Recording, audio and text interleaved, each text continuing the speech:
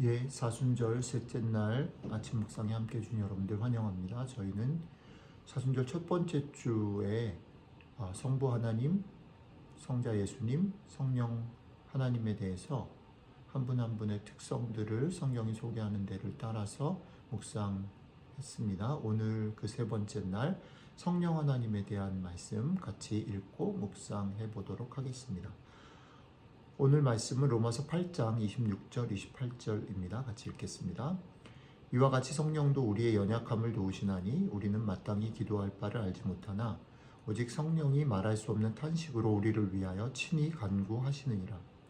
마음을 살피시는 이가 성령의 생각을 아시나니 이는 성령이 하나님의 뜻대로 성도를 위하여 간구하심이니라.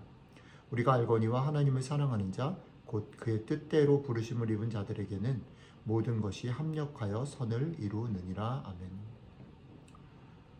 앞에서 말씀드렸던 것처럼 저희는 3일 동안 하나님 아버지 또 이 땅에 몸으로 오신 예수님, 우리와 함께 하시는 성령님에 대해서 묵상하고 있습니다. 오늘 마지막 시간 성령님에 대한 여러 가지 소개들이 성경에 흩어져 있는데 그 중에 특별히 오늘은 로마서 말씀 바울이 우리에게 소개하는 성령님의 모습에 대해서 같이 읽었습니다.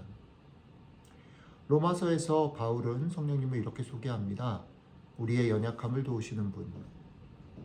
그런데 우리의 연약함을 도우신다라고 말할 때 여러 가지 얘기할 수 있는데 그 중에 바울은 이렇게 설명하죠. 우리는 마땅히 기도할 바를 알지 못하지만 오직 성령이 말할 수 없는 탄식으로 우리를 위해서 친히 간구하신다라는 거죠.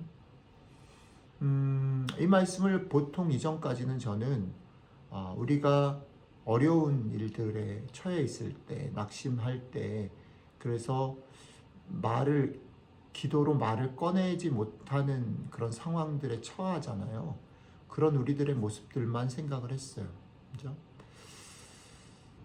우리의 삶 가운데 그런 상황들이 있죠. 그런 처지들이 있습니다. 기도를 못하게, 기도조차 할 수 없는 상황들. 그 상황들 가운데 성령님께서 오히려 우리 속에서 말할 수 없는 탄식으로 우리보다 더 아파하시면서 우리 자주 부르는 찬양의 가사처럼 누군가 널 위해 기도한다. 그죠? 우리 속에서 말할 수 없는 탄식으로 기도하신다라고만 생각했어요. 근데 오늘 곰곰이 생각해 보니까 우리가 마땅히 기도할 바를 알지 못한다라는 상황이 그 반대도 있는 것 같다는 겁니다. 그 반대는 뭐냐면 우리가 형편이 너무 좋아요. 그리고 내가 원하는 대로 잘 돼. 하나님 축복을 누리는 것 같아요. 그럴 때도 우리는 기도할 바를 알지 못해요. 왜요? 너무 좋으니까. 기도하지 않아도 된다라고 생각하는 거죠. 그래서 기도하지 않아요. 우리의 삶을 그냥 인조하고 열심히 살아가기만 할 뿐이죠. 그런데 그때에도 성령님은 그때는 상황이 아니라 우리 자신을 보며 탄식하며 기도하시는 거죠. 기도해야 할 텐데 그런 얘기들을 나눠주면 좋을 텐데 그런 것들을 통해서 자기를 좀 더 봤으면 좋겠는데 말할 수 없는 탄식으로 기도하시는 거죠.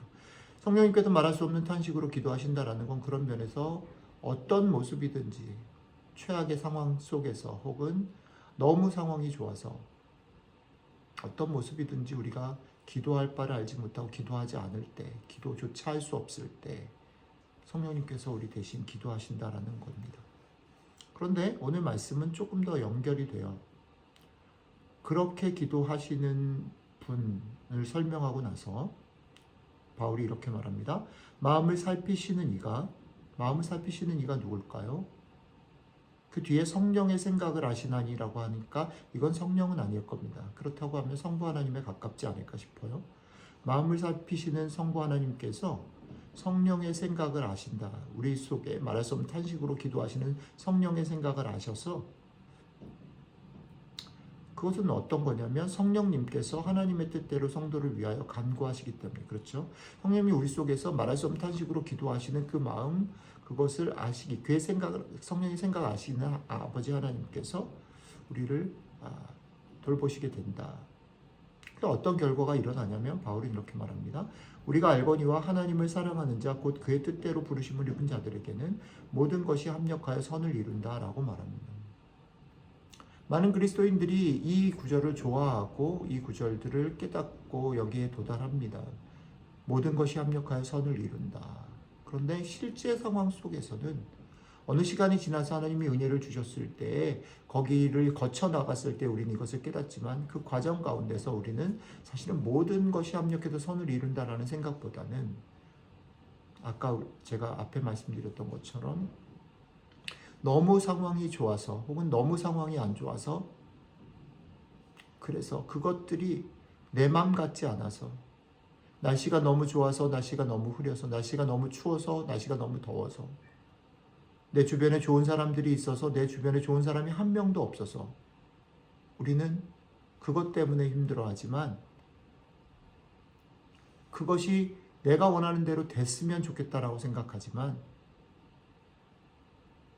우리가 그래서 기도하지 못하고 우리가 그래서 감사하지 못하고 우리가 그래서 우리의 삶을 누리지 못할 때에도 성령님께서는 우리 속에서 말할 수 없는 탄식으로 우리 대신 기도하시고 그것을 아버지 하나님 들으심으로 그 과정들을 지나면서 우리는 어떻게 해요?